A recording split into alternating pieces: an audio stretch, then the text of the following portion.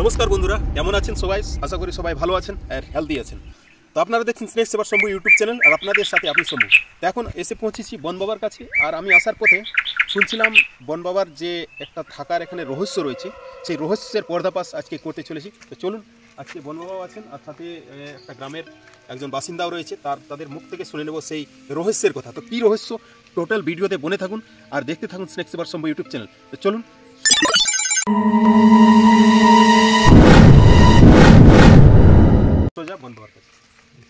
বসুন বন বাবা। তো বন বাবা কেমন, ভালো আছেন তো? হ্যাঁ, মোটামুটি এখন ঠিকই আছি। আচ্ছা আচ্ছা। তো ব্যাপার হচ্ছে, আমি জানতাম না এই ঘটনাটা। আচ্ছা। তো লোকের মুখেই শুনেছি যে যে জায়গাটায় আপনি আছেন সেই জায়গাটা এক সময় কিন্তু ভূতের আতঙ্ক ছিল, বা এখানে ভূত ছিল, বা এই ধরনের এই যেটা পাঁচবহনী নামে একটা যে ভূত আছে, সেই ঘটনাটা আমি শুনেছি। তো এটা কি সত্যি? হ্যাঁ, এটা সত্যি। আপনি কি মনে করেন? সত্যি। এখানে পাঁচমণি ভূত দিনে রাইতে সব সময় এখানে কান্না করে থাকতো, লোকজন এখানে আসতো নাই আগে।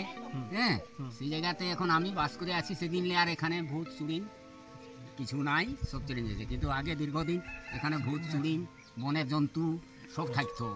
বড় শিয়াল থাকতো, হ্যাঁ, আরো লাকড়া থাকতো, অনেক কিছু থাকতো। এই যে জম্বুবান যাকে আমরা মানে বলি ভালুক, হ্যাঁ, সেসব থাকতো সব। তবে ভালুক এখনো আছে, আর এখনো আছে। এই যে কুইল পাকাটা আছে না, এই কুইল পাকাটা খাবার জন্য ভালুক আছে, বাঁদর আছে, হনুমান আছে, সবগুলোই আছে। ওই সবগুলো সব আছে, খাওয়া দাওয়া করে। তো বন্ধুরা, আপনারা শুনলেন যে বন বাবা বললেন কিসের ঘটনা, যে ভূতের ঘটনা। এই ভূত কি ধরনের ভূত? পাঁচ বহনী, মানে পাঁচ বহিন মিলে ভূত থাকতো। তো পাঁচ বহিন থাকতো, তো তারা কি ধরনের তাদের আচরণ ছিল, কি ধরনের তারা, মানে আপনারা কি দেখেছেন তাদেরকে দেখি নাই, কিন্তু কথাটা শোনা যায় কোনো এই 12টার সময় যদি দিনে আসা যায়, তখন ওই একটা কান্না শোনা যায়, ছিলা কাঁদে। ছিলা কাঁদে এইরকম ধরনের ছিলা, যেমন আমাদের ঘরে বাড়িতে যেমন ছিলা কাঁদে, কোহা কোহা সেরকম হলে কাঁদে। আর একটা সেন্ট আছে, কিসের সেন্ট, মানে এই যে কলাই ডাল যেটা আমরা বলি, সেই ডাল সিদ্ধ করি যখন গন্ধ যেমন করে, সেই রকম একটা গন্ধ বাইর হইতো, গন্ধ লাগতো, নাকের মধ্যে আসতো ওই সেন্টটা। এইসবগুলা পাওয়া যাইতো। আর এখন সেগুলা কিন্তু নাই। তখন আর কেউ যদি মেয়ে লোক যদি একা আসে, কিংবা পুরুষ মানুষও একা যদি আসে না, তো তাকে তারা মানে বেহুশ করে দিত। তাদেরকে তখন বেহুশ করে দিত, ভয় চাপাই দিত, ডরাইতো। এমন সময় এখানে পেরে যাইছে যে কিছুগুলা ওই যে মানে যে মেয়া লোক থাকে ডেলিভারি, সেটাও ক্ষতি করে দিই, সেটাও ক্ষতি করেছে এখানে। তো এখন কিন্তু আর শুনলেন যে বন বাবার কাছে বিভিন্ন ধরনের যে ভৌতিক ঘটনা, সেই ভৌতিক ঘটনার আজকে আপনাদের কাছে আমি পুরা পর্দাফাশ করব, আপনাদের পুরা ক্লিয়ার করব যে তার ঘটনা সত্যতা কী, এবং কেন এই ধরনের ঘটনা ঘটতো, কেন এই ধরনের ঘটনা আগেকার দিনে হতো, আগেকার দিনের মানুষজন কেন এই ধরনের ভৌতিক ঘটনা আজও লোকমুখে প্রচলিত হতো। তো চলুন, আমি তাদের সেই একের পর এক সেই ভৌতিক ঘটনার ক্লিয়ার করছি। তো যেহেতু বন বাবা বললেন যে আগেকার দিনে এই জায়গাটাতে কান্নার আওয়াজ শোনা যেত, তো বন বাবা আপনাকে আমি বলে রাখি, আগেকার দিনে কি হতো না, এই আমাদের যে প্রকৃতিটা আছে, আমাদের যে এই গাছগাছালি, আমাদের যে বন অরণ্য রয়েছে, সেখানে বিভিন্ন ধরনের জন্তুর সঙ্গে বিভিন্ন ধরনের পাখি থাকে, ঠিক আছে। কিন্তু পরিবর্তনের ধীরের পর দিন যখন এই বিবর্তনের যে একটা ইতিহাস রয়েছে, মানে আমাদের যে প্রকৃতির পরিবর্তন হয়েছে, তো পরিবর্তনের সাথে সাথে বিভিন্ন জীবজন্তু বিলুপ্ত হয়ে যাচ্ছে, বিভিন্ন পাখি বিলুপ্ত হয়ে যাচ্ছে। আগে আমরা যত ধরনের পাখি দেখতে পাচ্ছি, সেই পাখিগুলো কিন্তু এখন দেখতে পাই না। যেমন একটা চড়ুই পাখি থাকতো, গরু কাড়া মরলে যেমন গিদ আসতো, গাদা গাদা হাজার হাজার গিদ আসতো গরু খাতে, কাড়াকে খাতে মরলে। কিন্তু সেসব জিনিসগুলো এখন আর এখানে নাই, লুপ্ত হয়ে গেছে, ওইসব জিনিসগুলো নাই। তো সেই সময় এক ধরনের একটা পাখি ছিল, যে পাখিটার আওয়াজ কিন্তু ছোট বাচ্চা যেমন কান্না করে, ঠিক সেই মতো তার আওয়াজ ছিল। আর সেই পাখিটাই কিন্তু দেখতে পেত না, সেই গাছের ঝোপের মধ্যে লুকিয়ে থাকতো এবং সেই আওয়াজটা দিত।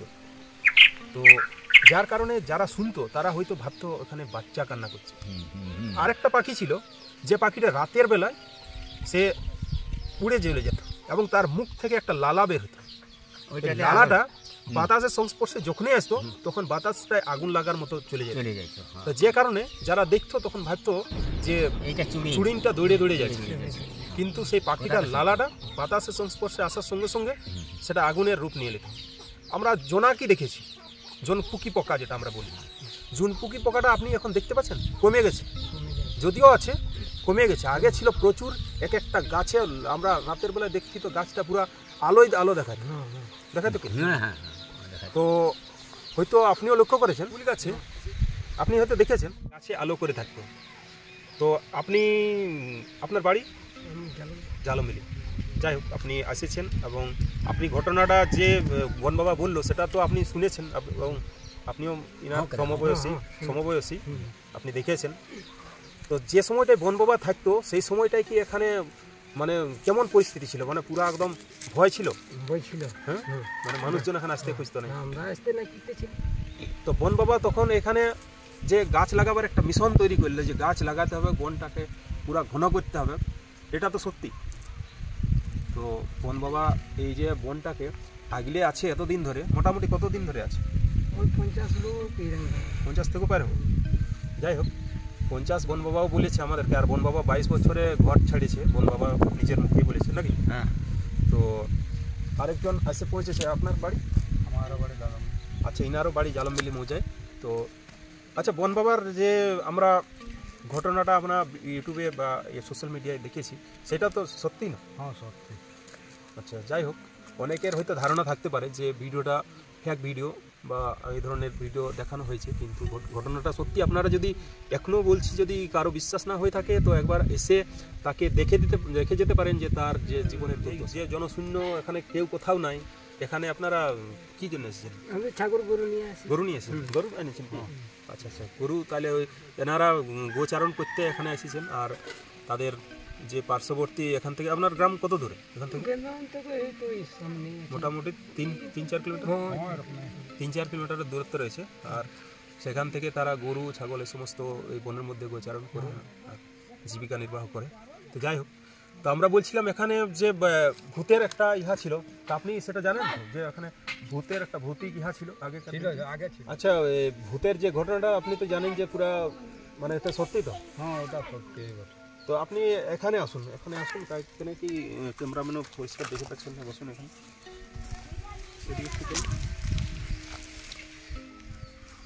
তো আচ্ছা বন বাবা,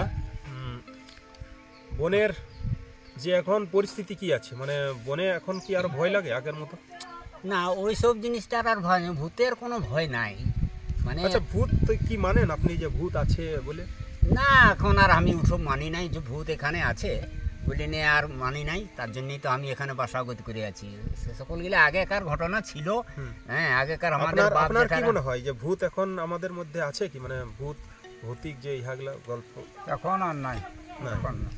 তো সায়েন্সের যে টেকনোলজি দিনের পর দিন, মানে নতুন নতুন যে সায়েন্সের যে প্রচার প্রসারের ফলে মানুষজন জানতে পেরেছে যে এই সমস্ত ঘটনাগুলা সমস্ত কিছু একটা কাল্পনিক, একটা মানে মনের ধারণা ছিল যে ওখানে ভূত আছে, ওইখানে এই আছে ওই আছে। কিন্তু দিনের পর দিন শিক্ষিত সমাজ হয়েছে, দিনের পর দিন মানুষ বুঝতে শিখেছে, জানতে শিখেছে, তাই না? হ্যাঁ হ্যাঁ, কথাটা সত্যি। তো যার কারণের জন্য এখনকার নতুন যারা ইয়ং জেনারেশন, তারা এই সমস্ত কিছুকে বিশ্বাস করবে না।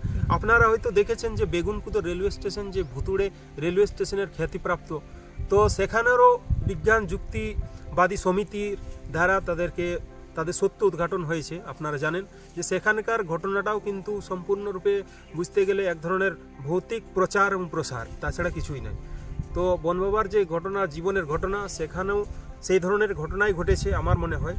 আর তিনি হয়তো আরও বেশি উপলব্ধি করেছেন, যেখানে থেকেছেন, যেখানে আছেন দীর্ঘদিন ধরে, সেখানকার যে তার জীবিকা নির্বাহ করছে, সেইখানে উনি আরও ভালোভাবে জানেন যে এখানে কিভাবে তিনি কাটিয়েছেন। আচ্ছা, সেই সময় আপনি কোনো বন্য জন্তুর তাড়া খেয়েছেন? মানে আপনাকে কোনো বন্য জন্তু ছুটাছুটি করেছে, ইহা করেছে, কামড়াকামড়ি করেছে, বা কোনো সাপে কাটেছে, বা এই ধরনের কোনো ঘটনা হয়েছে? না, ওসব ঘটনা কিছু হয় নাই। আচ্ছা, এখানে সাপের উপদ্রবটা কেমন আছে? সাপের উপদ্রব তো বেশিই আছে, কারণ ওই যে সামনে সামনে টিলা আছে, এই টিলার মধ্যে। আচ্ছা, কি কি ধরনের সাপ পাওয়া যায়? সাপ এখানে পাওয়া যায়, মানে যে বর্ষাকালে পাওয়া যায় পাহাড়িয়া, হ্যাঁ, আর এখানে এই যে যেগুলা খরিস বলি আমরা, সেইগুলা ধামনা, হ্যাঁ এইসবগুলো পাওয়া যায়, চিতি এইসবগুলো পাওয়া যায়। চিতি তো প্রায় পাওয়া যায়, মাঝে মধ্যে ওই যে খরিস যেগুলো যেটাকে আমরা কালাচ সাপ বলি, সেটা যেটাকে সেই সাপটাকে আমরা চিতি সাপ বলি। কোনো সময় তো আমরা তাদেরকে কোনো আঘাত দিই নাই, আসে চলে যাই, আসে চলে যাই। আর অন্য কোন ধরনের সাপ দেখেছেন? অন্য কোনো ধরনের সাপ যেমন যে কাঁড়সর সাপ, এইসব সাপ দেখেছি। হ্যাঁ, আর একটা কি বলে শালা সাপটার নামটা, হ্যাঁ এইসবগুলো সাপ দেখেছি। আচ্ছা, একটা বনে আমি শুনেছি, সাপটা আছে কিনা জানি না, যেটা শিয়াল চাঁদা বলে, ওই সাপটা না, ওই সাপটা আমরা দেখি নাই। যেটা আমি ওটা রাসেল ভাইপার বলে, ও সাপটা চুড়পে আর কি জাম্প করে নিয়ে কাটিয়ে দিল। আর বিষ দাঁতটা খুব বড় বড় বিষ দাঁত, আর ও সাপটা কামড়াইলে মাঝে মধ্যে প্রায় পাওয়া যায় রাজ সাপ, যেটা বলে যায় রাজ সাপ, যেটা আমরা শাখামুটি বলি, এবং সেই সাপটাকে আমরা দেহাতি ভাষায় রাজ সাপ বলি। ওই সাপটাই কিন্তু কামড়ায় বলে। তো সেই সাপটা কি কামড়ায়? কামড়ায়, এবং কামড়াইব করে, এবং ও বিঁধবো করে। কামড়ালে তো রক্ষা আছে, কিন্তু বিঁধার পরে দুটা মারলে যখন কামড়াবো করলো আর বিঁধবো করলো, তো সে মানুষটা আর বাঁচে নাই। তো ভিউয়ার্সরা শুনতে পেলেন বন বাবার যে এরপরে গল্পটা, যে রাজ সাপ মানে শাখামুটি সাপে কামড়াবো করে এবং বিঁধবো করে। বন বাবা, আমি আপনাকে বলে দিই, যেহেতু আমার চ্যানেলটা স্নেক সেভার, স্নেক রেস্কিউ এবং স্নেক রিলিজের নিয়েই চ্যানেলটা, আর অ্যানিমেল রিলেটেড, সেই কারণে বেশি মোটামুটি একটা অভিজ্ঞতা আছে এবং জানি সাপ মানে এই রাজ সাপ কিন্তু বিঁধে নাই, রাজ সাপে বিঁধে নাই, এবং রাজ সাপে বিষ দাঁত রয়েছে, কামড়ায়ও। ওর নিউরোটক্সিন ভেনাম আছে, মানে বিষটা আমাদের শরীরে যদি কামড়াইলো, তাহলে আমাদের যে এই যে শরীরটা নাড়াচড়া করছে সেইটা অকেজ হয়ে যাবে। আমাদের রক্তের যে প্রবাহ করছে সেখানে ধীরে ধীরে জমাট বাঁধবে, এবং আমাদের হৃৎপিণ্ড কাজ করা বন্ধ করে দেবে। আমাদের শরীরের সমস্ত নার্ভ অকেজ হয়ে যাবে, প্যারালাইসিস হয়ে যাবে। আর এখন পর্যন্ত এটাও বলে রাখি যে এই শাখামুটি বা ব্যান্ডেড কেরেট বা রাজ সাপ, ইয়ার কিন্তু অ্যান্টিভেনাম তৈরি হয় নাই। অ্যান্টিভেনাম এই জন্যই তৈরি হয় নাই যে এই সাপের কাটার মানে যে কাটিয়েছে এমন রেজাল্ট বহুত কম আসে, বিঁধাটা বেশি, বিঁধা নাই, ও বিঁধে নাই। এটা একটা আমাদের পুরুলিয়ার সব থেকে বেশি অন্ধবিশ্বাস। আমার হয়তো ভিডিও দেখবেন, আমার ভিডিওতে আমি রাজ সাপ বহুত উদ্ধার করেছি এবং রিলিজ করেছি। আপনারা যারা ভিডিওটি দেখছেন তারা অবশ্যই আমার যে স্নেক রিলিজ এবং স্নেক রেস্কিউর যে ভিডিওগুলো রয়েছে সেখানে আপনারা গিয়ে দেখতে পারেন যে আমি সেই রাজ সাপকে নিজের হাতে লেজে ধরেছি এবং শরীরের মধ্যে সর্বত্র তাদেরকে টাচ করিয়ে পাবলিককে দেখিয়েছি যে রাজ সাপের যে এই ঘটনাটা সম্পূর্ণ ভুল ধারণা। আর রাজ সাপ কিন্তু সচরাচর কাটে না, বহুত কম কাটে না। Indian snake book of world রেকর্ডের হিসাবে ভারতবর্ষে শুধুমাত্র একজনকে স্নেক বাইট হয়েছিল, এবং কিছুদিন আগে আমরা এই বর্ধমানের কাছে একজনকে স্নেক বাইট হয়েছিল, যেটা হচ্ছে শাখামুটির। সেই ঘটনাটা কতদূর সত্য বা কতদূর মিথ্যা আমি সেটা যাচাই করে জানিনি, কিন্তু তার মৃত্যু হয়েছিল সেই স্নেক রাজ সাপের কামড়ে। তো যাই হোক, সে সমস্ত হয়তো এনারা তাদের নিজের অভিজ্ঞতা থেকে বললেন। আর আরেকটা জিনিস হচ্ছে স্নেক যে রয়েছে তাদের, তো যাই হোক সেই সমস্ত সাপের ইয়াটা আমরা যেখানে ছিলাম যে এখানে ভূতের ইয়াটা তাইলে এখন মোটামুটি নাই। আর এই ভৌতিক ঘটনাগুলাও মোটামুটি এখন মানে সচরাচর ঝাড় ফুঁক ওঝাগুনি এই সমস্ত কিছু কোনো কাজ করে নাই, এগুলা সম্পূর্ণ থেকে দূরে থাকবেন আপনারাও। আর যারা আপনাদের যদি মনে হয় ভিডিওটিকে শেয়ার করে দিবেন যাতে করে সবাই সচেতন হন। আর এই ঝাড় ফুঁক ওঝাগুনির থেকে বিশ্বাস না করে ডাক্তারি এবং সায়েন্সে বিশ্বাস করুন, নিজের বাচ্চাকে পড়াশোনা করান, আর নিজেকে শিক্ষিত হওয়ার জন্য অন্তত পক্ষে এই ধরনের মোটামুটি নিজের ছাত্র ছেলে বা তাদের কাছে মোটামুটি মতামত নিন, সব কিছু ইয়া করুন। আর এতক্ষণ এই ভিডিওটি দেখার জন্য সকলকে অসংখ্য ধন্যবাদ। আর আপনারাও যারা আজকে আমার সাথে সহযোগিতা করলেন আপনাদেরকে অসংখ্য ধন্যবাদ। আর ভিডিওটিতে বেশি করে লাইক করুন, কমেন্ট করুন, আর ভিডিওটির পাশে থাকা বেল আইকনে প্রেস করুন, আর সাবস্ক্রাইব বাটনে ক্লিক করুন যাতে করে আমার এই সমস্ত ভিডিও আপনার কাছে পৌঁছায়। আর এতক্ষণ সঙ্গে থাকার জন্য সকলকে অসংখ্য ধন্যবাদ। থ্যাংক ইউ, জয় হিন্দ, বন্দে মাতরম।